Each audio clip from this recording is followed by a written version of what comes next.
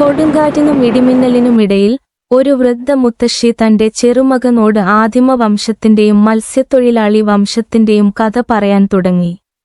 ഇടിമിന്നലുകൾക്കിടയിൽ ഒരു പർവ്വതം. ആദിമ മനുഷ്യൻ ആ മലയ്ക്കുള്ളിൽ താമസിച്ചിരുന്നു. അദ്ദേഹം ആദ്യം ചെയ്തത് മഴവെള്ളം നിറഞ്ഞ ഒരു തടാകത്തിൽ പർവ്വത നദികളിൽ മീൻ പിടിക്കുക എന്നതായിരുന്നു. അന്ന് കൃഷിയില്ലായിരുന്നു. അദ്ദേഹത്തിന്റെ ജീവിതം ആത്മാവ് ആ വെള്ളത്തിലായിരുന്നു. വെള്ളമില്ലാതെ വിളവെടുപ്പില്ല. പക്ഷേ വെള്ളം മത്സ്യത്തൊഴിലാളിയുടെ കൂടെയായിരുന്നു. ആദിമ വംശം കടലിനോടും കാലത്തോടുമുള്ള ഒരു പോരാളിയുടെ കഥ. ഒരു കാലത്ത് കടൽ സംസാരിച്ചു. പക്ഷേ ഒരാൾ മാത്രമേ അവന്റെ ശബ്ദം കേട്ടുള്ളൂ. അവന്റെ പേര് യോവാൻ. ആദിമ കുളം പർവ്വതചരിവുകളുടെ മധ്യത്തിലായിരുന്നു സ്ഥിതി ചെയ്യുന്നത്. ഇത് ഒരു തടാകമല്ല. ഇത് ഒരു പൂർവികന്റെ ഉണർന്നിരിക്കുന്ന സ്വപ്നമാണ്. മഴവെള്ളത്തിൽ വീണ ഒരു മത്സ്യത്തെ മനുഷ്യൻ ആദ്യമായി കണ്ടപ്പോൾ അത് പിടിക്കാൻ അവൻ ആഗ്രഹിച്ചു. ആ ദിവസം മനുഷ്യൻ ആദ്യമായി ചെയ്ത തൊഴിൽ ജനിച്ചു: മീൻപിടുത്തം. പൂർവികർ കൃഷി ചെയ്യാൻ തുടങ്ങുന്നതിനു മുമ്പ് അവർ തടാകങ്ങളിലും നദികളിലും കാട്ടിലെ കുരങ്ങുകൾ ഒഴുകുന്ന നീരുറവകൾക്ക് സമീപവും വല വീശി. അവിടെ ഒരു കുടുംബം ജനിച്ചു: മത്സ്യത്തൊഴിലാളികളുടെ കുടുംബം. ഇവ തൊഴിലുകളല്ല, ഇവ ദൈവങ്ങളും കടലുമാണ്. യോഹന്നാൻ കടലിലേക്ക് നോക്കുന്ന ഒരു ചെറുപ്പക്കാരൻ. അവൻ കർത്താവിന്റെ പാതയിലൂടെ നടന്നു. അവൻ പാറക്കെട്ടിൽ കുരിശു കെട്ടി. കൊടുങ്കാറ്റ് വന്നപ്പോഴും വല വീശാൻ ധൈര്യപ്പെട്ടു. ജീവൻ വിഴുങ്ങുന്ന കടലിനെ വെല്ലുവിളിക്കുന്ന ഒരു മാറ്റമില്ലാത്ത മത്സ്യത്തൊഴിലാളിയായിരുന്നു അവൻ. ഒരു ദിവസം ഇടിമിന്നലിന്റെയും മിന്നലിന്റെയും കൊടുങ്കാറ്റ് എല്ലാ മത്സ്യവലകളും ചിതറിപ്പോയി.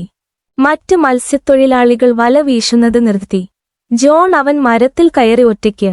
ഇത് കടലല്ല, ഇത് എന്റെ പൂർവികന്റെ ശബ്ദമാണ്, അയാൾ പറഞ്ഞു. അയാൾ സ്വീകരിച്ച വഴി ഒരു നിഗൂഢതയായിരുന്നു.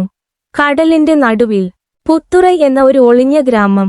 അവിടെ ഒരു ചെറിയ കുളം ഉണ്ടായിരുന്നു. മനുഷ്യൻ ആദ്യമായി മീൻ പിടിച്ച സ്ഥലം. അവിടെ ഒരു ചക്രം കാത്തിരിക്കുന്നുണ്ടായിരുന്നു. മീൻ പിടിച്ച ഒരാൾക്ക് നൽകിയ പ്രതിഫലമാണോ അത്? ഒരു ശാപമോ? ജോൺ അതിൽ തൊട്ടയുടനെ കടലിളകി. നീ മത്സ്യത്തെ മാത്രമല്ല, നിന്റെ അമ്മയെയും കൊള്ളയടിച്ചു. ആദിമ കുളം നിന്നോട് ഉത്തരം ചോദിക്കും. കടൽ അവനെ വിഴുങ്ങിയതുപോലെ തോന്നി. പക്ഷേ ആ രാത്രി ഒരു പുതിയ പാത്രം കടലിന്റെ മധ്യത്തിലേക്ക് മടങ്ങി. അതിൽ ജോൺ ഉണ്ടായിരുന്നു. അവന്റെ കയ്യിൽ മത്സ്യബന്ധന വംശത്തിന്റെ പ്രതീകം: ഒരു ചെറിയ വല, ഒരു പച്ച മത്സ്യം, ഒരു നീലമുത്ത്. ഇന്ന് കടൽ തീരത്ത് ഒരു ഉത്സവം നടക്കുന്നു. അവിടെയുള്ള ആളുകൾ ചോദിക്കുന്നു, മനുഷ്യന്റെ ആദ്യത്തെ തൊഴിൽ കൃഷിയല്ല, അത് മീൻപിടുത്തമാണ്. ആദ്യത്തെ ദൈവം കടലായിരുന്നു. ഒരാൾ അങ്ങനെ ചോദിച്ചു. അവന്റെ പേര് ജോൺ. നമുക്ക് വീണ്ടും കടലുമായി ചങ്ങാത്തം കൂടേണ്ട സമയമായി. ഇതൊരു ആഹ്വാനമാണ്. ഒരു മത്സ്യബന്ധന ഗോത്രത്തിന്റെ ചരിത്രം പുനഃസ്ഥാപിക്കുന്ന ഒരു കഥ. ഒരു മനുഷ്യൻ കടലിനെ ആരാധിക്കുന്നതിന്റെ വികാരത്തിന് സാക്ഷി. മനുഷ്യൻ കടലിൽ പ്രലോഭിപ്പിക്കപ്പെട്ടു. എന്നാൽ അതിൽ നിന്നാണ് അവൻ ഉയർന്നുവന്നത്, മനുഷ്യന്റെ ആദ്യ തൊഴിലാളി.